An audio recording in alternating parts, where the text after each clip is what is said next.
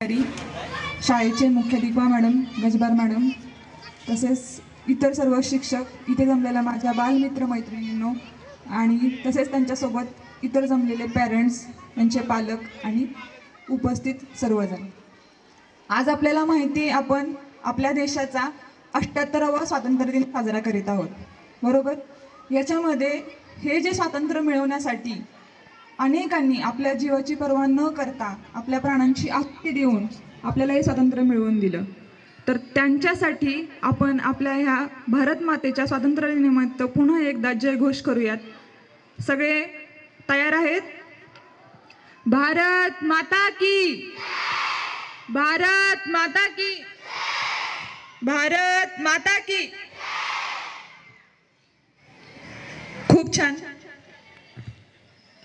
आज मी इथे आपल्या सोलापूर आरटी ऑफिसचे प्रादेशिक परिवहन अधिकारी नेरपगार सर, तसेच उपप्रादेशिक परिवहन अधिकारी Patil sir, ARTO Gaware sir, sir यांच्या मार्गदर्शनाखाली, तसेच शाळेच्या मुख्याध्यापिका मॅडम आणि महाकाले सर यांच्या सहकार्यानं आपल्यासमोर इथं उपस्थित आहे. आपण आज थोडक्यात रस्ता सुरक्षितता या विषयावरती संवाद साधणार आहोत. तयार आहेत सगळे?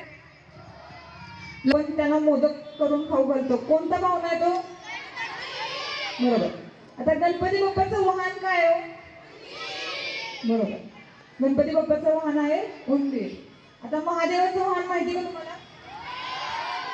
काय आहे? बरोबर. म्हणजे प्रत्येक देवदेवतांना एक वाहन आहे, बरोबर. देवी असेल तर देवीचं वाहन काय आहे? सिंह, बरोबर. आता प्रत्येक देवदेवतांचे तुम्ही जे फोटो पाहिले किंवा मूर्ती पाहिली त्याच्यामध्ये डोक्यावर काय असतं? मुकुट असतो, बरोबर. किंवा पूर्वी तुम्ही जर युद्ध पाहिले असतील, पाहिलेत का? मूवी मध्ये पाहिले असेल तुम्ही, त्याच्यामध्ये डोक्यावर काय घातलेलं असतं? मुकुट घातलेला असतो, बरोबर. ते कशासाठी घालतात? आपलं वाहन काय सांगा मला आता? काय आहे? टू व्हीलर समजा आपण. मग आपण काय घातलं पाहिजे डोक्यावर? हेल्मेट. हेल्मेटचा वापर का करायचा लक्षात घ्या. एखादा अपघात जेव्हा होतो त्यावेळेला गाडी समजा पडली किंवा स्लिप झाली तर सगळ्यात जास्त मार कुठे लागू शकतो? आता तुम्हाला सगळ्यांना माहिती आहे, सायन्स विषय सगळ्यांना आहे, बरोबर. तर सगळ्यात शरीराचा आपला नाजूक भाग कोणता असतो? कोणता असतो?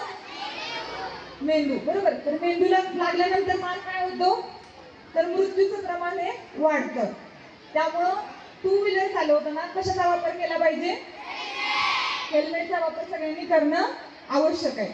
आता फोर व्हीलर चालवताना काय काळजी घ्यायची हो? करेक्ट, अगदी बरोबर. काय केलं पाहिजे? फोर व्हीलर चालवताना सीट बेल्टचा वापर केला पाहिजे. इथं उपस्थित असलेल्या किती जणांना गाडी चालवता येते? सर, हे जे काही हात वर करतात त्यांची नावं प्लीज आम्हाला कळवा पुन्हा. चालेल का? चालेल का? बघा, शिक्षा तुम्हाला नाही तुमच्या घरच्यांना होणार आहे. चालेल? शिक्षा झालेली चालेल का? लक्षात घ्या. प्रत्येक आपल्याकडे कोणतं शासन चालतं सांगा? आपल्याकडे कोणतं शासन चालतं? राजेशाही चालती का आता? कोणती लोकशाही? काय चालती? लोकशाही, बरोबर. आता लोकशाहीमध्ये आपण काय करतो? मतदान करतो, बरोबर. मतदानाचं वय काय माहिती तुम्हाला? 18. ते 18 का केले हो? का केले माहिती कोणाला? त्याचप्रमाणे आता का 18 ते सांगते मी पुढे तुम्हाला, पण लक्षात घ्या, ड्रायव्हिंग करण्यासाठी RTO ऑफिस कडून एक परवाना दिला जातो, ड्रायव्हिंग लायसन्स दिलं जातं. माहिती सगळ्यांना? आता ते कधी मिळतं? तर तुमची जेव्हा 18 वर्ष पूर्ण होतील त्यावेळेला तुम्हाला एक लर्नर्स लायसन्स इश्यू केलं जातं. ते म्हणजे काय असतं? तर तुम्हाला ते वाहन शिकायची परमिशन दिली जाते, ते शिकाऊ अनन्यक्ती दिली जाते. आणि तेव्हा तुम्ही वाहन शिकता चालवायला त्यावेळेला तुम्हाला टेस्ट द्यावी लागते आणि मग काय मिळतं तुम्हाला? Permanent driving licence.